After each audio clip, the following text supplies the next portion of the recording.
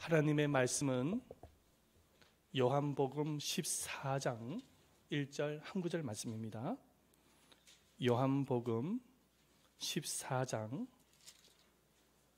1절 한 구절입니다. 우리 한 목소리로 함께 합독하도록 하겠습니다. 시작. 너희는 마음에 근심하지 말라. 하나님을 믿으니 또 나를 믿으라. 다시 한 번 더 읽어보겠습니다. 시작. 너희는 마음에 근심하지 말라. 하나님을 믿으니 또 나를 믿으라. 아멘.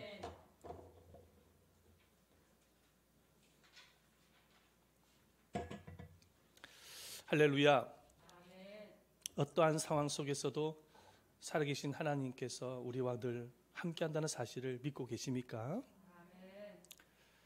주님께서는 여러분들의 사정을 너무나도 잘 알고 계시고 지금 현재의 모든 환경을 알고 계시는 분이십니다. 여러분들, 우리가 믿음으로 온전히 주님을 의지할 때에 주님께서 선하게 인도해 주신다는 사실을 믿으시기를 바랍니다. 하나님의 선한 인도하심은 반드시 말씀을 통해서 이루어집니다. 이 시간에 주의 종을 통해서 들려주시는 말씀을 통해서 하나님은 우리를 이끌어 가실 것입니다.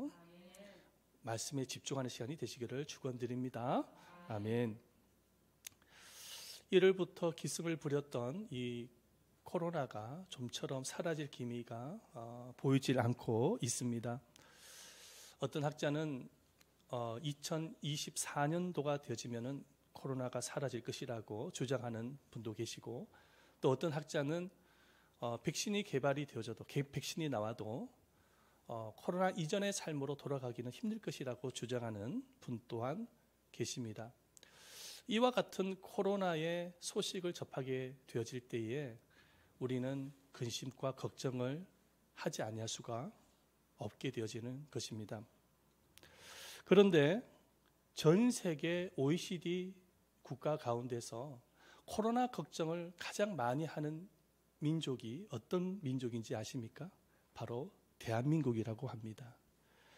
미국의 여론조사 업체였던 퓨리서치 센터라는 곳에서 한국을 비롯한 전 세계의 민족들을 대상으로 코로나 걱정을 조사를 했다고 합니다. 그런데 우리 한국이 1위로 선정하게 되어졌습니다. 코로나 확산이 국가의 중대한 위협인지 물었더니 한국이 1위, 그 다음에 일본, 미국, 스페인, 이탈리아 순으로 나타났다는 것입니다. 그런데 신기하게도 전 세계 가운데 방역을 가장 잘하는 나라가 우리나라입니다. 그래서 지금 한국의 코로나가 이렇게 좀 확산되어지는 가운데 있지만은 그래도 전 세계를 기준으로 볼 때는 그래도 확산 수가 그렇게 높은 편은 아닌 것입니다. 미국은 이미 확진 수가 1,800만 명을 넘었고 영국도 확진자 수가 211만 명이나 되어졌다고 합니다. 그에 반해서는 우리나라는 굉장히 낮은 편이죠. 그럼에도 불구하고 전 세계인들 가운데서 코로나 걱정을 가장 많이 하는 민족이 대한민국이라고 하는 것입니다. 우리나라가 걱정을 가장 많이 하는 나라라는 사실을 우울증 환자 증가를 통해서 우리가 살펴볼 수가 있습니다. 취업 포털 사이트 성인 3,909명을 대상으로 설문조사한 결과 절반 이상 54.7%가 코로나 우울증을 앓고 있다라고 조사가 되어졌습니다. 코로나 우울증을 느끼는 가장 큰 이유는 고립과 외출 자제로 인한 답답함이었다라고 조사가 되어졌습니다. 건강보험심사평가원에서 공개한 자료에 의하면 올해 상반기보다 하반기에 코로나 우울증으로 인한 자해로 인한 병원 입원 건수가 3배나 증가했다라고 통계조사로 발표를 하였습니다. 그래서 이 전문가들은 코로나 사망자보다 우울증으로 인한 자살 수가 더 늘어날 수 있기 때문에 각별히 정신건강과 마음건강에 유념을 해야 된다라고 주장을 하고 있습니다. 이렇게 코로나 우울증 환자 수가 급증하는 것을 보아도 우리나라가 코로나 걱정을 가장 많이 하는 나라라고 우리가 살펴볼 수가 있는 것이죠. 걱정 수치가 높아서 그런지 집에 들어오면 집안 걱정, 직장에 가면 직장 걱정, 자녀를 보면 자녀 걱정, 통장을 보면 재정 걱정, 교회 나오면 교회 걱정, 이 걱정을 안고 살아가는 사람들이 있습니다. 여러분들 그 흔들 의자를 보신 적이 있으시죠? 흔들 의자는 아무리 흔들어도 의자는 제자리에 오지 않습니까? 걱정을 하여도 문제는 해결되지 아니하고 제자리로 오게 되어지는데도 불구하고 걱정하고 또 걱정하고 계속 걱정을 하는 것이죠. 이렇게 사람들이 1년 365일 동안 걱정하면서 살아가다 보니까 하나님은 성경을 통해서 이 근심이라는 것을 우리에게 말씀을 하시는데 365번, 365번이나 근심에 대해서 말씀하고 있는 것을 보게 되어집니다. 예수님께서도 공생애 사역을 하시면서 이 근심에 대해서 2번을 언급을 하셨는데 마태복음 6장 말씀에 보면은 무엇을 먹을까, 무엇을 마실까, 무엇을 입을까, 뭐하지 말라? 염려하지 말라라고 말씀을 하셨습니다. 그리고 오늘 우리가 방금 읽었던 요한복음 14장 1절 말씀에도 보면은 마음에 근심하지 말라. 하나님을 믿으니 또 나를 믿으라. 이렇게 말씀을 하셨어요. 예수님은 공생의 삶을 사시면서 근심에 대해서는 그렇게 많이 말씀을 하지 않으셨습니다. 그럼에도 불구하고 근심에 대해서 말씀을 하셨을 때는 아주 단호하게 강하게 명령하시면서 말씀하셨습니다. 근심하지 말라. 하나님을 믿으니 또 나를 믿으라라고 예수님이 말씀을 하신 것입니다. 예수님은 왜 근심하지 말라고 말씀을 하고 계시는 것일까요? 오늘 본문을 중심으로 함께 살펴보고자 합니다. 자, 요한복음 14장 1절 말씀에 보면은 너희는 마음에 근심하지 말라라고 말씀을 하고 있습니다. 여기서 말씀하고 있는 너희는 바로 예수님의 제자를 의미합니다. 제자들이 근심에 빠졌습니다. 제자들로서는 근심을 할 수밖에 없는 상황이었습니다. 그 이유가 뭐냐면은 예수님께서 이제 곧 십자가에서 처형되어질 것을 말씀을 하셨기 때문입니다. 사실 지금까지 제자들은 가정도 버리고 생계도 다 버리고 예수님을 따랐습니다. 그 예수님을 따랐던 이유가 뭐냐면 그때 당시 유대 사회 가운데서는 예수님은 상당한 영향력을 끼쳤던 분이셨기 때문입니다. 병든 자를 치료하고 귀신을 내어쫓고 죽은 자를 살리고 어마어마한 능력을 갖고 계셨던 분이셨죠. 그래서 수많은 무리들이 예수님을 따라다니면서 생각하기를 저분이야말로 로마 압제 가운데 있는 이스라엘을 구원할 유대인의 왕이 되실 분이라고 생각을 했었습니다. 그래서 제자들도 그 무리들과 동일하게 예수님을 앞으로 유대인의 왕이 되실 분이라고 생각을 했던 것입니다. 그래서 예루살렘 안에 들어가시면 이스라엘에 들어가시면 예루살렘으로 예수님께서 들어가시면은 예수님께서는 임금이 되시고 예수님의 제자들은 한 자리 정도로 얻을 수 있다라고 생각을 했었습니다. 그런데 그렇게 꿈에 부풀어 있었는데 갑자기 느닷없이 예수님께서 십자가에서 죽게 되어질 것이라고 말씀을 전하는 것입니다. 그 말씀을 듣고 꿈이 물거품이 되어진 것이죠. 예수님의 제자들의 꿈이 물거품이 되어지는 거예요. 그러면서 찾아온 것이 뭐냐면 근심인 것이죠. 우리가 지금까지 예수님을 따라다녔던 것이 뭘까? 그래도 예수님만을 믿고 따랐는데 도대체 이게 무슨 말이야? 예수님이 세상에 떠나버리시면 우리는 어떻게 되는 거야? 그러면서 제자들의 가슴 속에 근심이 찾아오기 시작했던 것이죠. 그리고 또 한 가지가 있다고 한다면은 예수님이 십자가에서 처형을 당하게 되어진다고 한다면은 예수님의 제자들도 신변의 안정을 기대할 수 없다라고 생각을 했던 것입니다. 그래서 마음에 근심이 찾아오게 되어졌던 것이죠. 근데 이렇게 근심하고 있는 제자들의 상황과 형편을 예수님은 너무나도 잘 알고 계셨어요. 그래서 예수님이 긍휼의 눈으로 제자들을 바라보면서 예수님이 위로하십니다. 너희는 마음에 근심하지 말라. 하나님을 믿으니 또 나를 믿으라. 위로하시는 거예요. 오늘 이 말씀이 하나님이 여러분들에게 주시는 말씀임을 믿으시기를 바랍니다. 하나님은 동일하게 우리 모두에게 말씀하고 계시는데 너희는 마음에 근심하지 말라라고 위로하고 계시는 것입니다. 예수님께서 왜 이렇게 근심하지 말라고 위로를 하시냐면은 그 이유가 뭐냐면은 인간은 근심 속에서 살아갈 수밖에 없는 연약한 존재라는 사실을 예수님은 너무나도 잘 알고 계시는 것입니다. 그래서 근심하지 말라고 예수님이 말씀하시는 거예요. 지금까지 수많은 사람들을 만나게 되어지면서 사람들이 가장 걱정을 많이 하는 분야가 무엇인지 생각을 해봤습니다. 여러 가지 많이 있지만 그 중에 대표적으로 하나를 꼽는다고 한다면 사람 때문에 고민을 많이 한다는 사실을 알게 되었습니다. 사람 때문에 근심한다는, 자신이 돌봐야 될 가족들을 바라보면서 근심하는 분이 계십니다. 그리고 친인척들과의 관계로 문제로 인해서 근심하는 분이 계시고, 남편의 문제로 인해서 근심하는 분이 계시고, 자녀 때문에 근심하는 분이 계십니다. 또한 직장 상사와의 여러 가지 관계적인 어려움으로 인해서 또 근심하는 분이 계심을 보게 되어집니다. 이렇게 사람이 살아가면서 갖게 되어지는 근심거리 중에서 대표적으로 하나를 꼽는다고 한다면 사람 때문이라고 우리가 볼 수가 있는 것이죠. 그러니까 이 사람 때문에 치이고 사람 때문에 스트레스를 많이 받다 보니까 사람들이 사람이 있는 곳에서 벗어나고 싶은 마음이 있는 거예요. 저 혼자 사고 싶은 마음이 있는 것입니다. 왜냐하면 너무 사람 때문에 근심거리가 생기고 치이고 그러니까는 좀 벗어나서 혼자 살고 싶은 거예요. 그래서 보면 어떤 사람은 정말 산골짜기에 들어가서 사는 사람들도 있어요.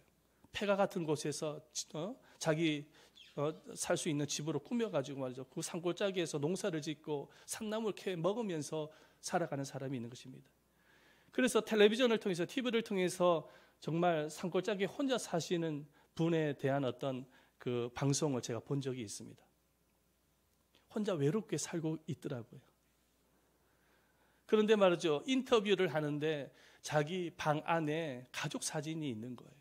그런데 가족 사진을 보여주면서 마음속에 담아놓았던 모든 스트레스와 근심거리를 이야기를 하기 시작, 인터뷰를 하는데 고백을 하기 시작을 하는 것입니다. 그러면서 자신의 외로움도 이야기를 하기도 하고, 그래서 눈시울을 적시는 것을 제가 보았습니다. 사람을 피해서 혼자 산골짜기에서 살고는 있지만은 그럼에도 불구하고 외로움과 걱정과 근심에서 벗어나지 못하는 모습을 보면서 아무리 환경이 변화가 일어난다고 할지라도 여러분 사람의 마음속에 이 근심으로부터 벗어날 수 없다는 사실을 깨닫게 되십니다. 여러분 아무리 환경이 바뀌어진다고 할지라도 우리 내면에 우리 마음속에 이 본성이 변화되지 않는 한 여러분 근심에서 벗어날 수 없다는 사실을 여러분들 항상 기억하시기를 바랍니다. 그래서 예수님께서 이와 같이 우리의 연약성을 너무나도 잘 알고 있었기 때문에 위로하시는 거예요. 마음에 근심하지 말라, 위로를 하시는 것입니다. 그런데 예수님께서는 위로만 하시는 것이 아니라 이 근심으로부터 탈출할 수 있는, 해방될 수 있는 처방전까지도 말씀하고 계신 것을 볼 수가 있습니다. 그래서 예수님이 뭐라고 말씀을 하시냐면은 그 처방전은 두 가지입니다. 첫 번째, 한번 따라해 보시기를 바랍니다. 시작. 어떠한 상황 속에서도 주님이 함께 하심을 믿는 것입니다. 어떠한 상황 속에서도 하나님께서 우리와 함께 한다는 사실을 믿는 거예요. 그래서 예수님은 너희는 마음에 근심하지 말라 하면서 덧붙여서 하신 말씀이 뭐냐면 하나님을 믿으니 나를 믿으라고 말씀을 하시는 것입니다. 그런데 우리가 주목을 해야 될 부분이 있는데 뭐냐면은 예수님께서 이렇게 말씀하지 않으셨어요. 내가 근심을 사라지게 해줄 터이니 근심하지 말라, 이렇게 말씀을 하지 않으셨어요. 근심은 여전히 갖고 있는데 예수님은 무엇을 강조하십니까? 믿음을 강조하시는 것을 볼 수가 있습니다. 여러분도 사실 제자들의 상황을 한번 보시기를 바랍니다. 날이 가면 갈수록 근심이 더 쌓일 수밖에 없는 상황입니다. 이제 곧 예수님께서는 붙잡히게 되어져서 법정에 이제 서게 되어질 것이고, 예수님의 제자들은 로마 군병이 무서워서 다 뿔뿔이 다 도망가게 되어질 것이고, 예수님은 끔찍하게 십자가에서 처형을 당하게 되어지는 것입니다. 가면 갈수록 태산인 거예요. 근심거리가 쌓일 수밖에 없는 상황인 것입니다. 예수님은 그 사실을 너무나도 잘 알고 계시는 것이죠. 그럼에도 불구하고 근심을 사라지게 하지 않으세요. 예수님께서 제자들에게 원하시는 것이 뭐냐면, 그 근심을 거리를 가질 수밖에 없는 상황 가운데 있다 할지라도 그 근심거리를 이길 수 있고, 그리고 극복할 수 있는 비결을 말씀하시는 거예요. 그것이 뭐냐? 하나님을 믿으니 또 나를 믿으라. 이렇게 말씀을 하신 것입니다. 예수님께서 제자들에게 하나님을 믿으니 또 나를 믿으라고 말씀하신 이유는 뭐냐면은, 제자들은 예수님을 하나님으로 믿지 못했기 때문인 것입니다. 제자들이 근심할 수밖에 없었던 이유는 예수님을 하나님으로 믿지 못한 그 불신앙이 있었기 때문에 예수님께서 이 말씀을 하신 것이죠. 여러분, 이 제자들은 어떤 사람들이냐면은 어렸을 때부터 유대교 교육을 받았던 인물들입니다. 그래서 하나님을 알고 있고 하나님을 믿었던 인물들입니다. 하나님이 천지를 창조하신 분이시고, 그리고 온 우주 만물의 유일한 신임을 믿고 있었던 사람들이 제자들입니다. 그럼에도 불구하고 제자들은 예수님을 하나님으로는 믿지 않았습니다. 예수님께서 귀신을 내어쫓고 병든 자를 치료하고 죽은 자를 살리고 풍랑을 잠잠하게 하는 등 그런 놀라운 기적들을 몸소 경험을 하였으면서도 불구하고 제자들은 예수님을 하나님으로 인정하지 않았던 거예요.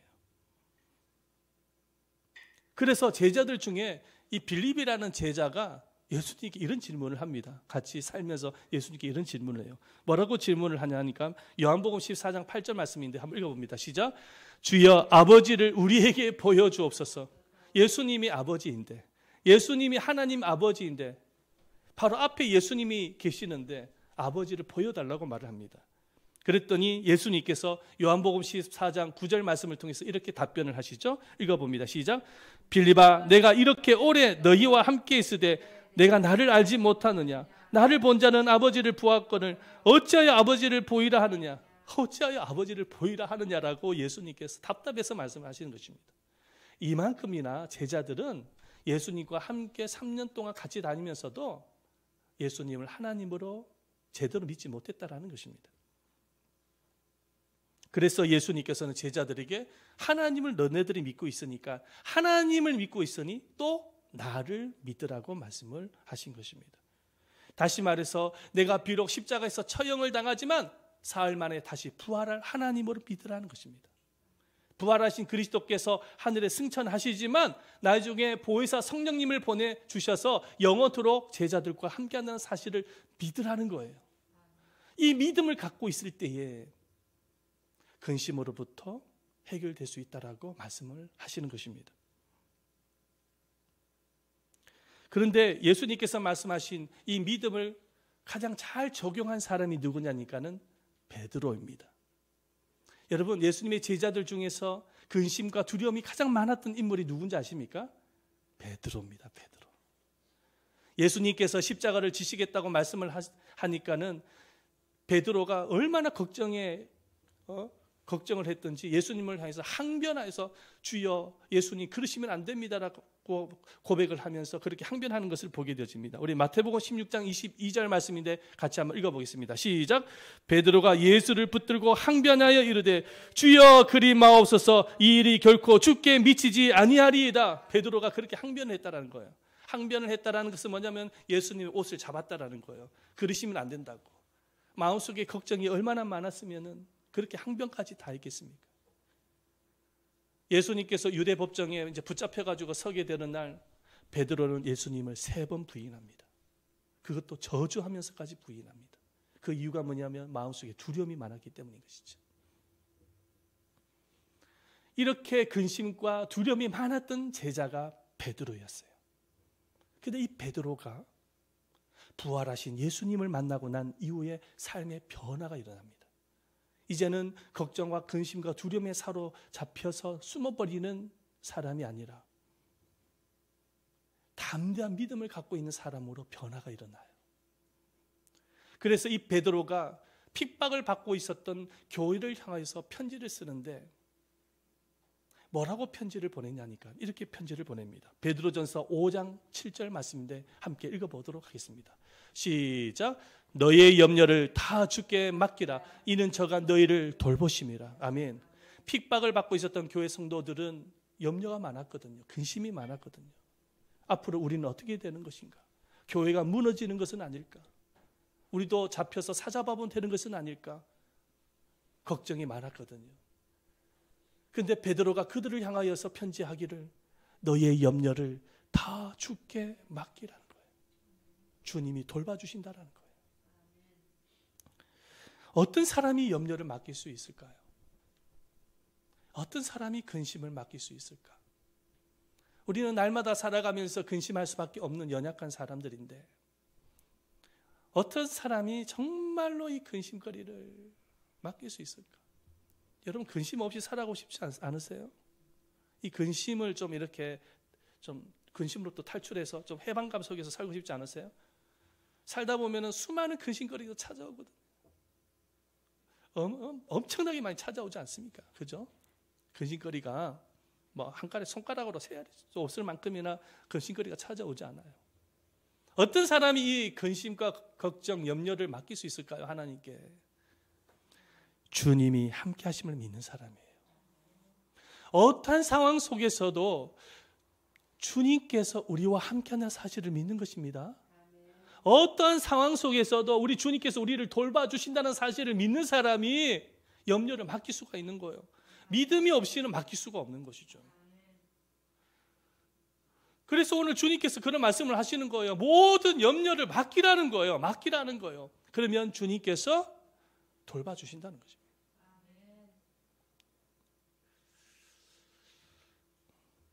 모든 근심을 주님께 맡기시기를 예수님의 이름으로 축원드립니다. 여러분 어떤 상황 속에서 주님 우리와 함께 하십니다. 자, 두 번째로는요. 두 번째로는 다 같이 한번 읽어보겠습니다. 시작. 기도로 염려를 맡길 수 있어야 합니다. 우리가 근심에서 벗어날 수 있는 두 번째 이유. 기도로 염려를 맡길 수 있어야 돼요. 빌립보서 4장 6절에서 7절 말씀인데 한번 읽어보도록 하겠습니다. 시작. 아무것도 염려하지 말고 오직 모든 일에 기도와 간구로 너희 구할 것을 감사함으로 하나님께 아뢰라. 그리하면 모든 지각이 하나님의 평강이 그리스도 예수 안에서 너희 마음과 생각을 지키시리라. 아멘. 자, 이 말씀을 자세히 한번 보세요. 염려하지 말고 앞에 뭐가 달려 있습니까? 아무것도. 이 코로나도 걱정하지 말라는 거예요. 아멘. 아무것도 염려하지 말라는 거예요. 모든 일에 뭐와? 기도와 간구로. 그러니까 기도와 간구로 하나님께 뭐하라? 맡기라는 거예요. 기도로 맡기라는 거예요. 그래야면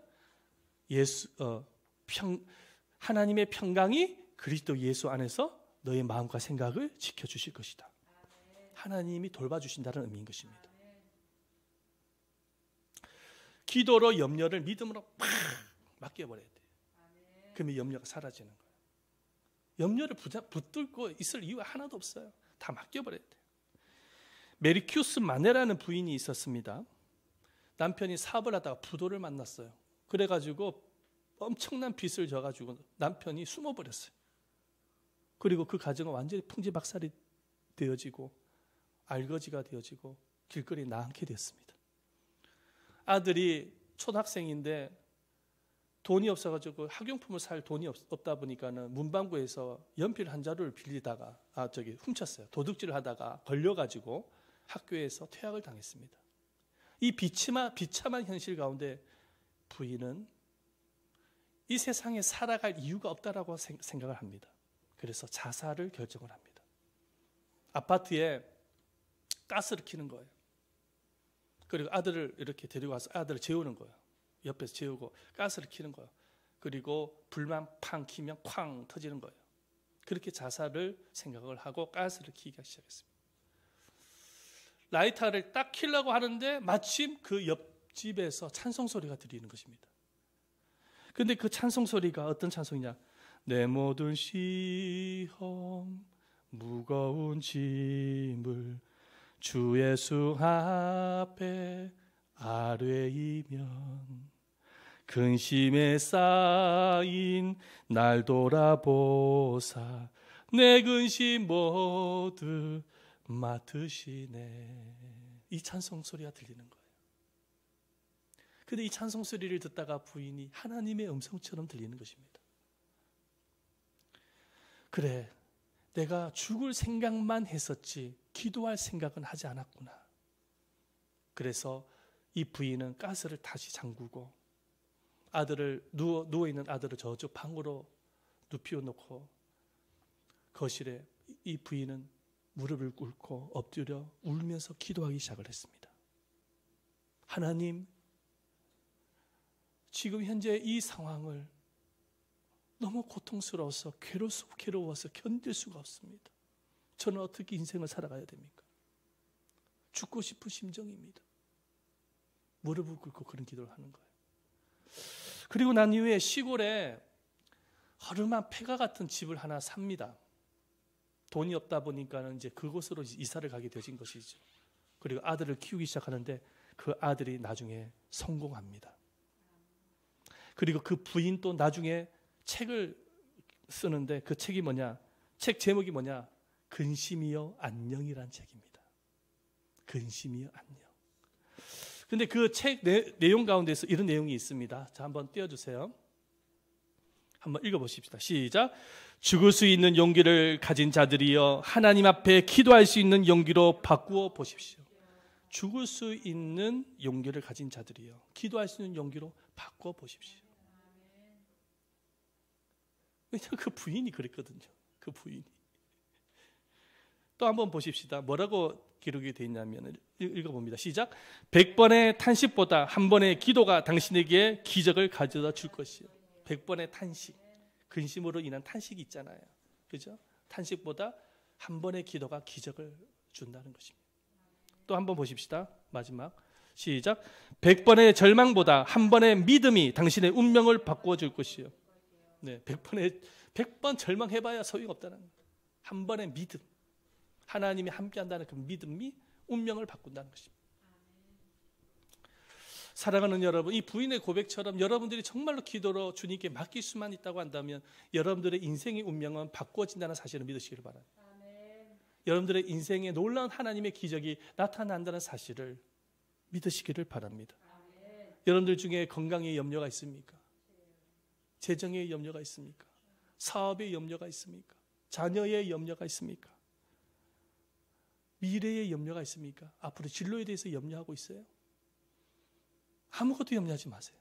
더 이상 염려할 이유가 하나도 없어요. 어차피 우리의 인생은 우리에게 있지 않아요. 누구에게 있습니까? 하나님의 주권에 있습니다. 우리의 이 생명도 하나님 것이요, 우리의 육체도 하나님의 것이요, 우리의 인생도 하나님의 것이요, 우리의 가족도 하나님의 것이요, 재정도 하나님의 것이에요. 우리 거 아니에요. 어차피 우리는요, 우리의 인생이 하나님께 있어요. 우리 자신에게 있는 게 아니에요.